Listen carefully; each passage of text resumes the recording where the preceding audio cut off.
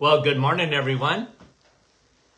And once again, welcome to another live this morning. Hope you're having a great start to your day, and we certainly are.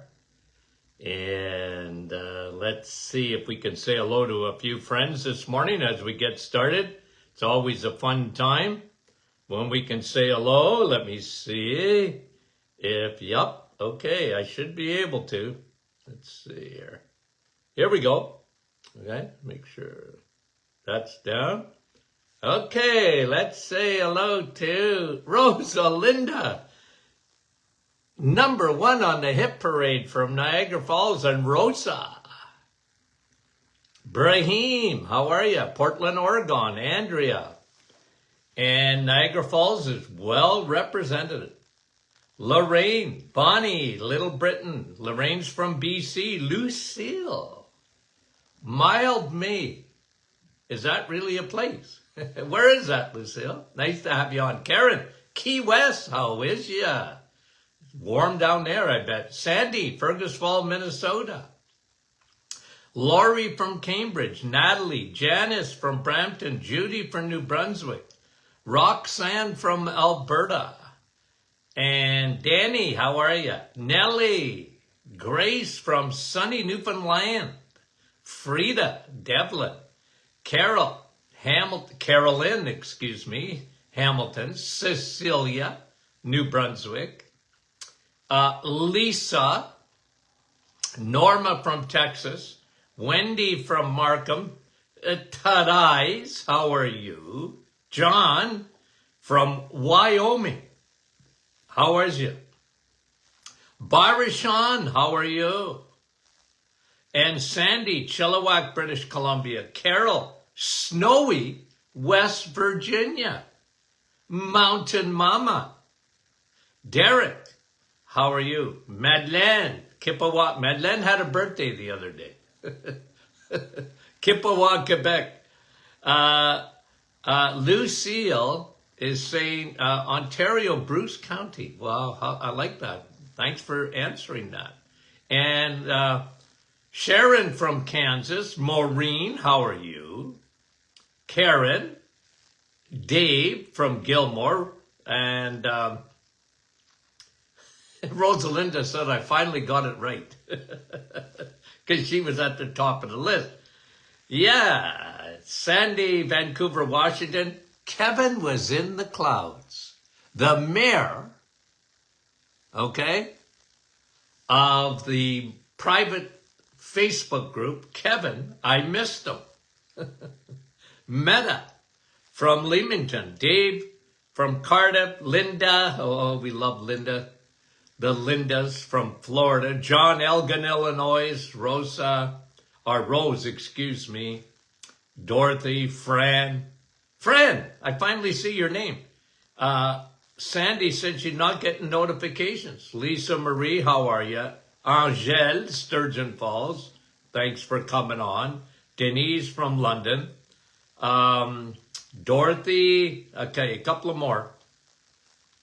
And guys, keep praying for Olga, okay? I don't know I know she's in a hospice, and continue to pray for her. I haven't got, if anybody has any updates on her, share it with our group, because I know many of you have been praying.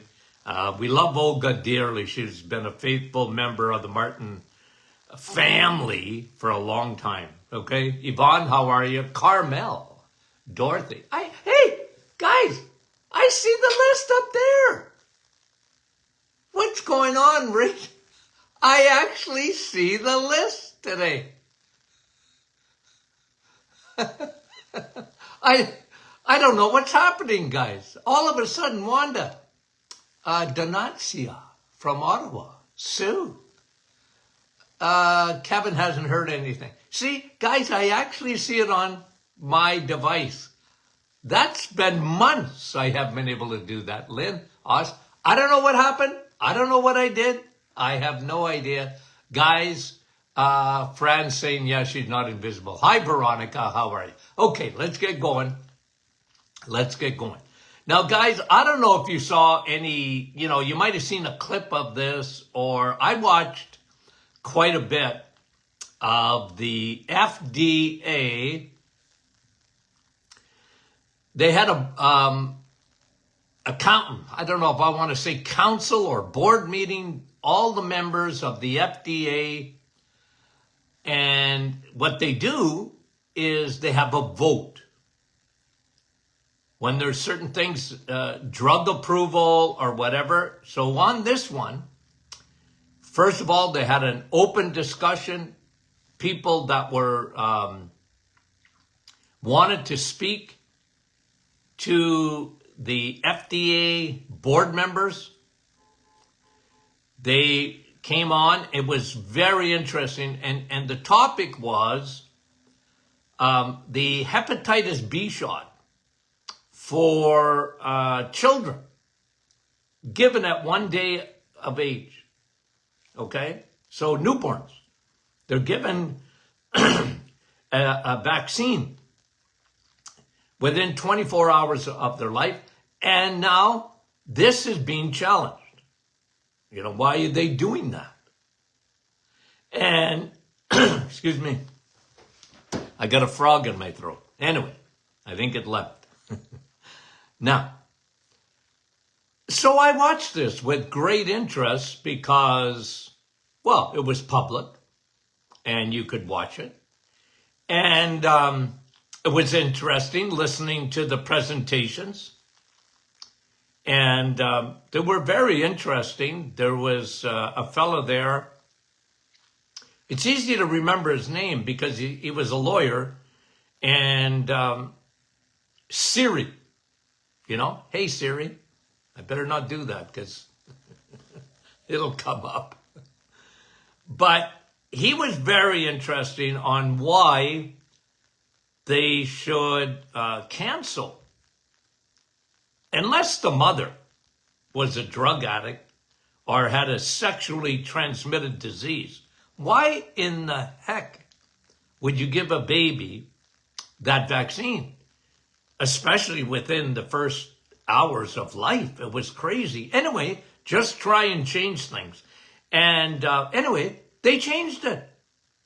They had people presenting both sides, and they had a vote. And guess what? Now they're not recommending that vaccine in the first 24 hours of life. In a way, I was shocked because and there was, I think the vote, I could be wrong on this just because I'd have to think about it again for a minute, but I think the vote was 9-3 to change it. And the three people, doctors, PhDs and doctors, who voted to keep it,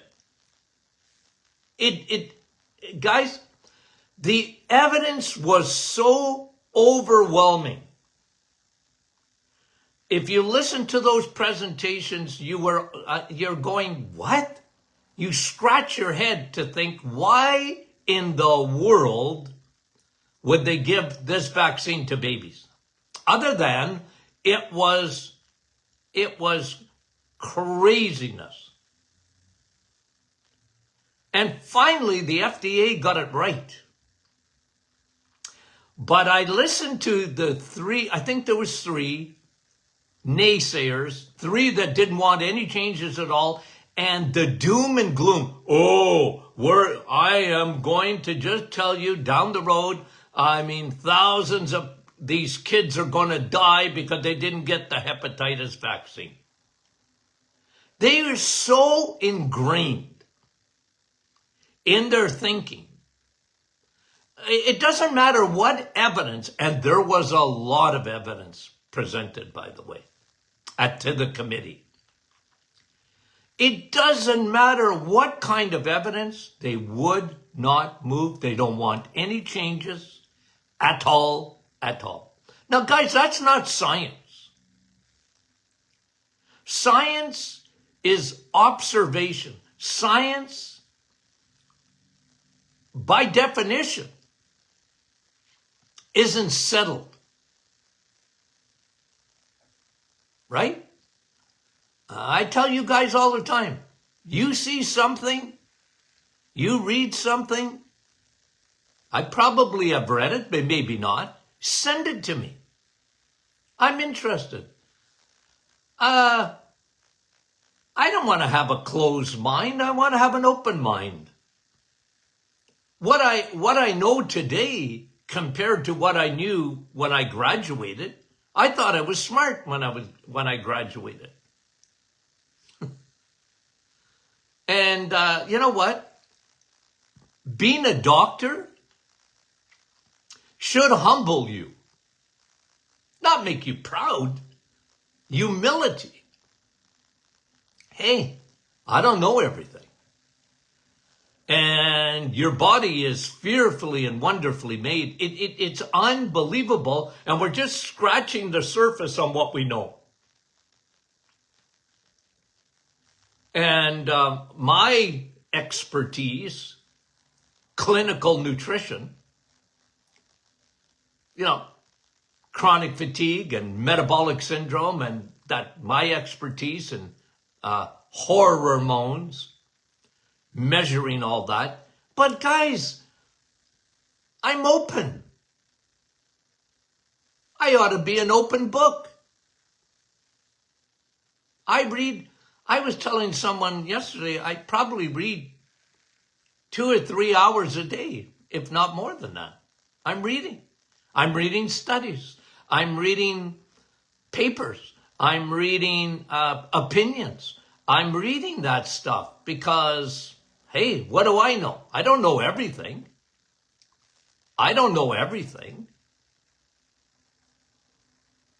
But, I always wondered, when I was a kid, okay?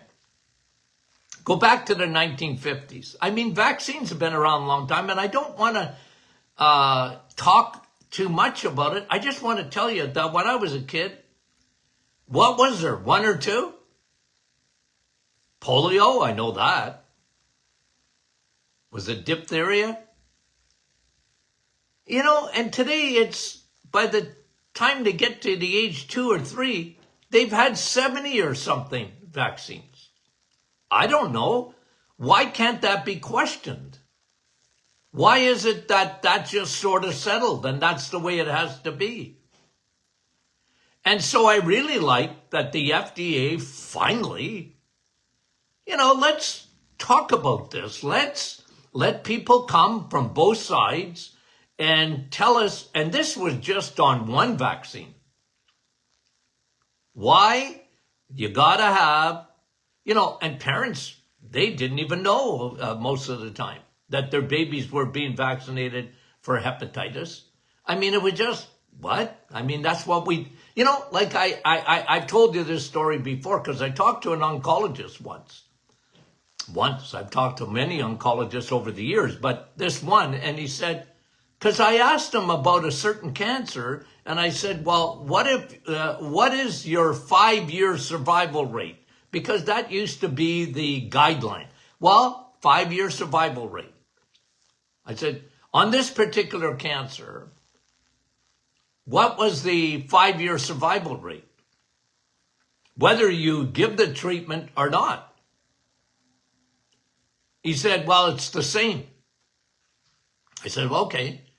Well, why would you give treatment if it's not going to make things any better on the 5-year survival rate? He said, because that's what we do here. And he was really taken aback that I would even question that. I said, well, that's not a good answer because that's what we do. Hey guys, I've been telling you this I've been saying it for over 40 years, but I've been telling you this on this podcast for years. And my radio show before that for years. You know what? It's not good enough for me. It doesn't satisfy me when I read every study, for example, on the #1 selling medication of all time. Okay, I just took it out to get the most recent statistics on this.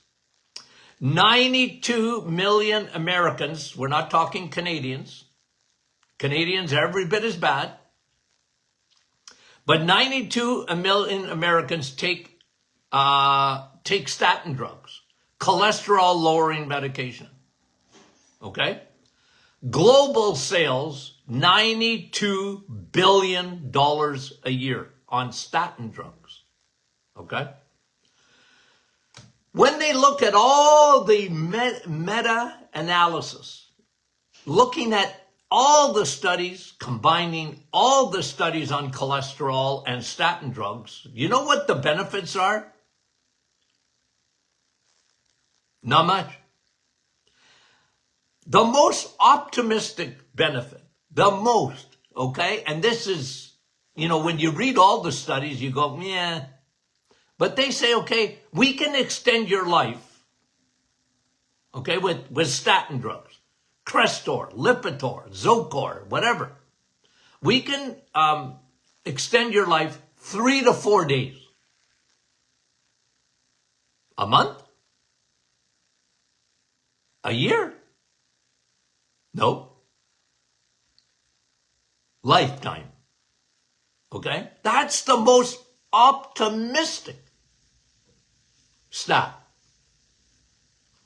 They don't talk to you about side effects, but let me talk to you about side effects because these are well documented. So let's give them 3 or 4 days. It's going to extend your life 3 or 4 days if you take a statin drug. Okay? 3 or 4 days. But let me tell you that at least 20-30% of the people that take it have some very serious side effects of taking a statin drug. Now, you have to weigh that, right? You have to weigh that. 50% of women that take a statin drug become a diabetic. I've always said this, okay? And I'm going to pick on statins for a minute because I always do. Guys, you know me. I have been the most consistent person in the world on the negativity I have over statin drugs. I've said it since the 1980s when they came out. I think late 70s, 80s. And I've been consistent about it because in my opinion, and I've said this, I've said it to you 1,000,000 times. I'm going to say it another 1,000,000. If the Lord lets me keep this program, I'm going to say it again and again and again. Cholesterol is not a bad guy. It's not the boogeyman. I push back because I saw it in nutrition, guys. I was in school in the 70s. In my undergraduate work, taking 2,000 hours of nutrition, and they tried to pump it to me too in school. Cholesterol, not good. Cholesterol, the bad guy. Don't eat butter, eat margarine. Don't eat bacon, eat bad. Limit eggs. I heard it, guys, in school. Okay? I heard it in school. Because in school, in the nutrition, they were pumping it. Cholesterol is the root of heart disease.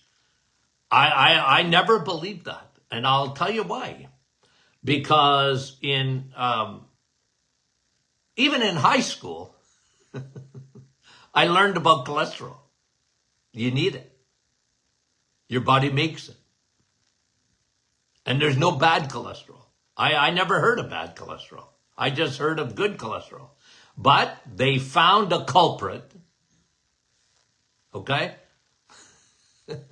They maligned LDL, which you need. Okay? Low density lipoprotein. They said, oh, no, that's the bad cholesterol. And we found a drug to lower it. And so it went along with the narrative.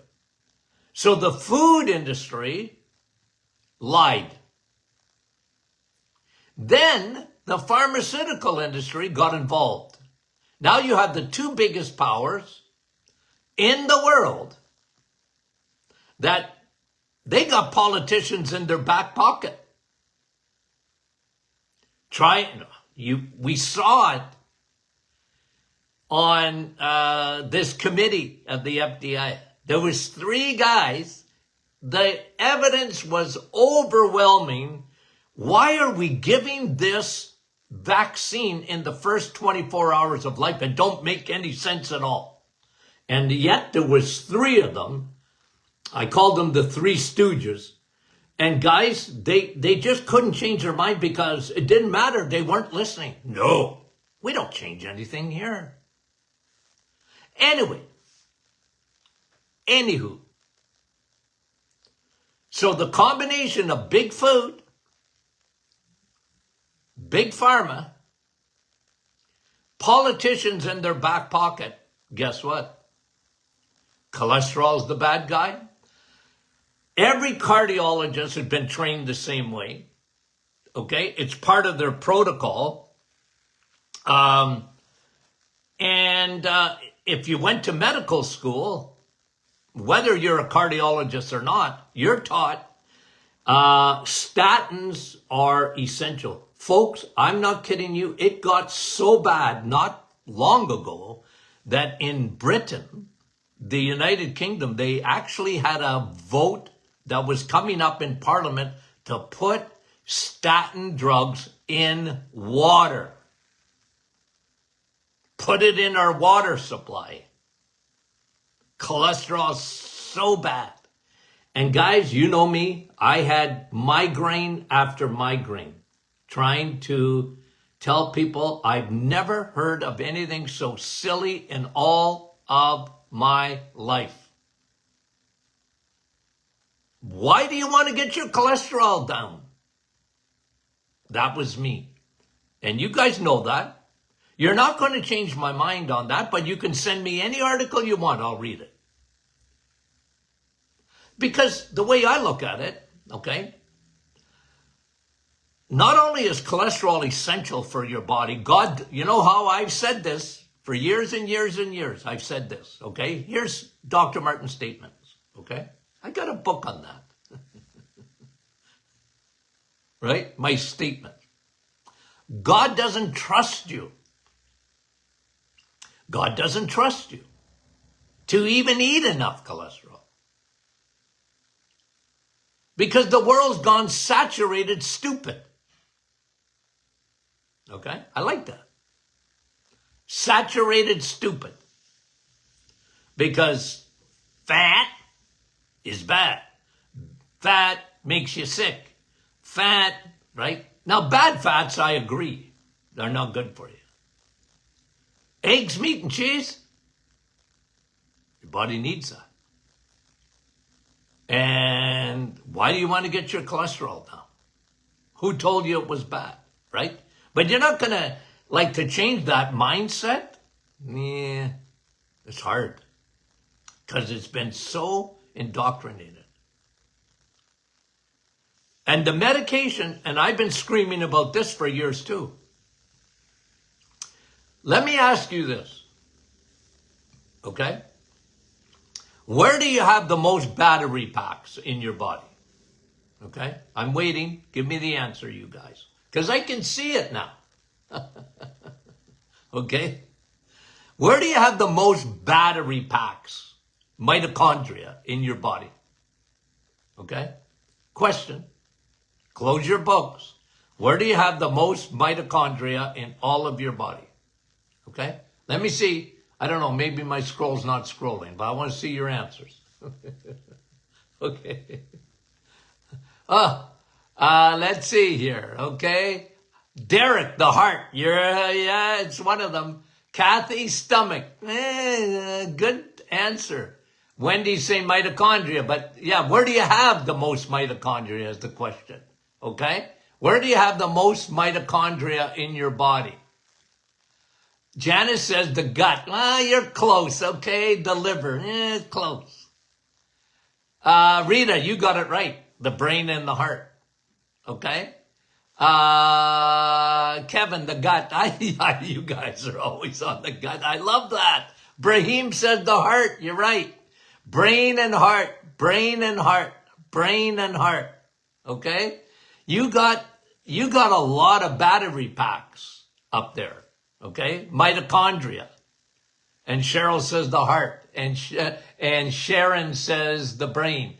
And you guys love that gut, don't you? Because I've taught you properly. Heart and brain, heart and brain, heart and brain.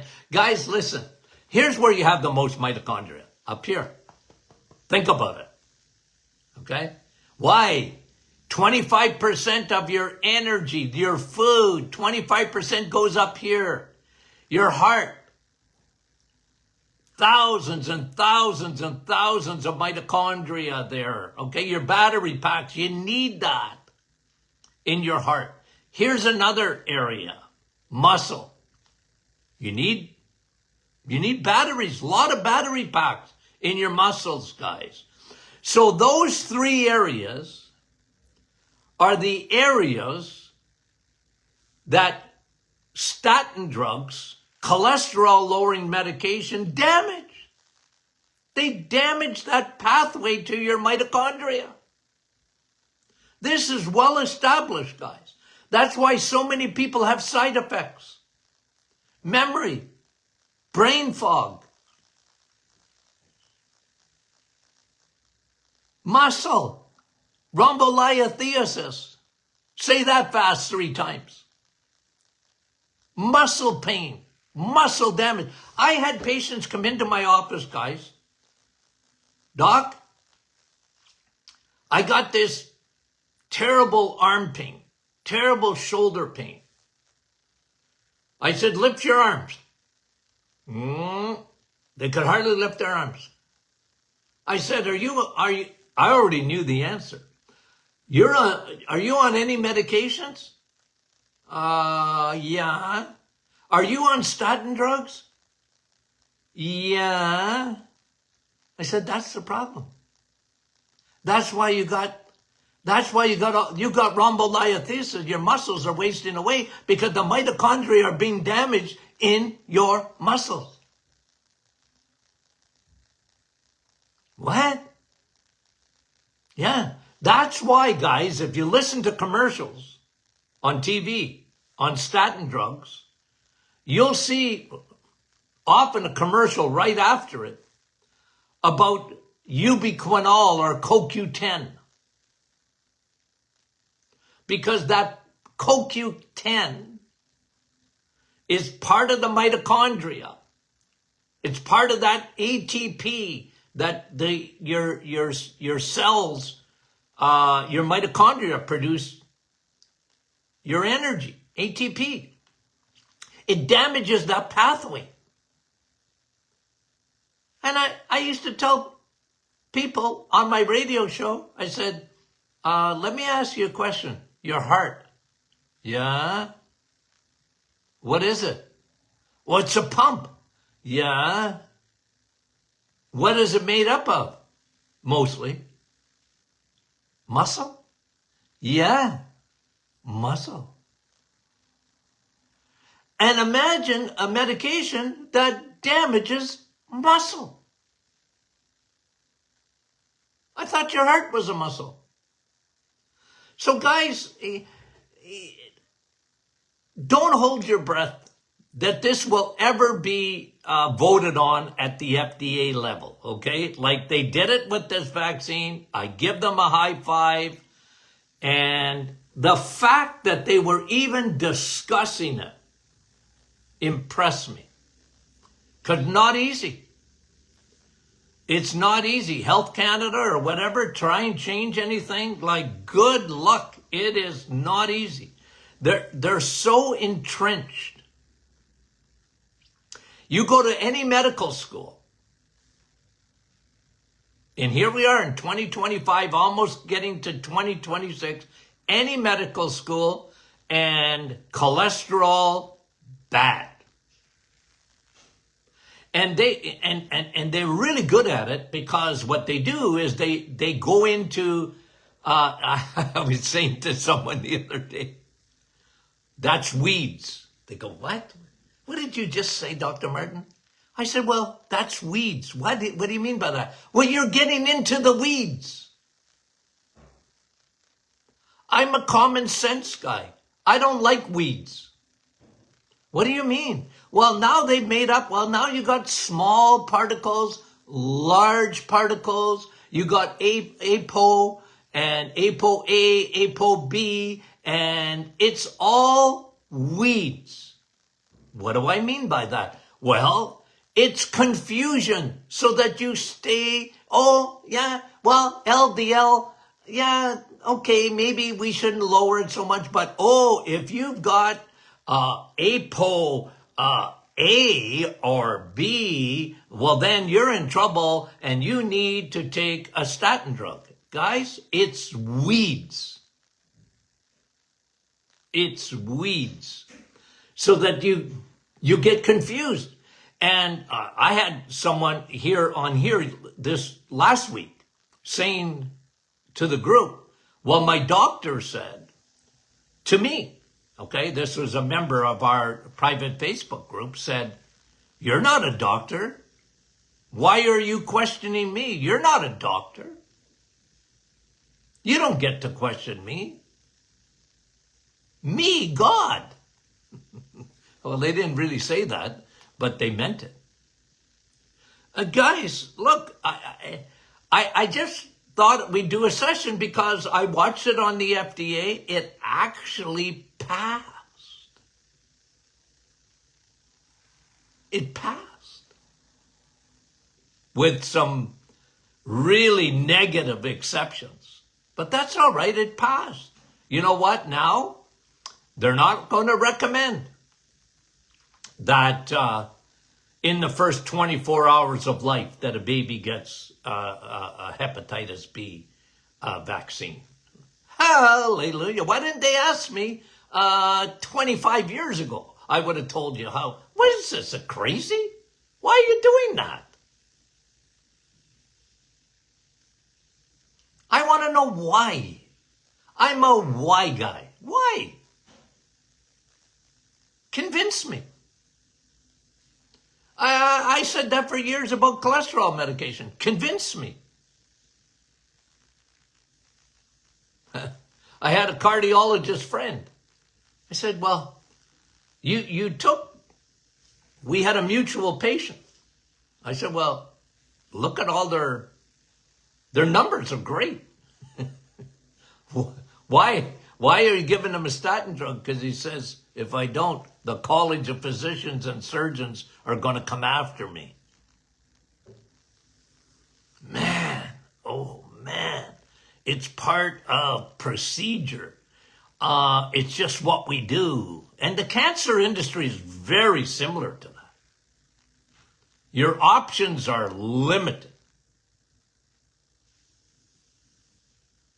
You get the diagnosis, and man, they can't get that treatment into you fast enough. They give you days. You know, it's funny because I always teach you that, guys, this, and this is a fact. Cancer to grow to the size of a tip of a ballpoint pen, just the tip takes 5 years. And then when they detect it, man, oh man, like we gotta get going tomorrow. No, let's start today. And the poor patient, they get the diagnosis of cancer. They're given almost no options, and you better decide pronto. And the poor people. Now, can you imagine? You're not a doctor. Can I think about it? No. We want to know. You're going to die unless we give you the treatment. Yeah, can I look at evidence or, anyway, I just get, guys, I get frustrated because of the way we operate. And it's just the way it is. So again, I'm just going to give you my modus operandi. Here's me. You get information. You become as educated as you can. And I've given you all the honorary degree of a PhD because you're smarter than the average bear. You're smart, and I know it, my audience. And I tell you guys all the time, and it's because you listen, Linda. And you think, Larry. You think. And you investigate. I'll tell you one good thing, guys. There's a lot of good things about the internet. There's some things very negative. But I'll tell you the good thing. You can read and watch. It's amazing today, the information. You know, some of it is BS. You know, it's all right. But you guys, I'm trying to educate you guys so that you, for yourself, can make educated choices. Okay? Anyway, I just had to get that off my chest. Okay, do we love you? You know we do. How much? Lots. New book. Okay? Anybody got it in their hands yet? I haven't got it in my hands yet. But it's out. Okay? And I know that for a fact. In Canada and the United States. Rebuilding Your Temple. What a great Christmas gift. It is not too late. I'm going to tell you, when you get that book in your hands, I'm going to tell you ahead of time. I'm not going to just toot my horn. I'm going to tell you, you're not going to be disappointed by that book. You're going to love it. It is so good. And that's me advertising. Of course, I would tell you it's good, but it's better than good. Better than good. What a gift it makes. And we're excited, okay? Tony Jr. and I. Okay, we love you guys dearly, sincerely. Got a great week coming up. You got any questions, send them in. info@martinclinic.com. info@martinclinic.com if you want your question to be handled on Friday. Guys, I'm a question. Ask me any question you want. I mean it. Don't be shy. Ask questions. Okay? I'm here to answer your questions. And, you know, you might not like my answers sometimes. That's all right. Nothing but respect for my audience. Nothing but respect for them. Love you guys. Talk to you soon.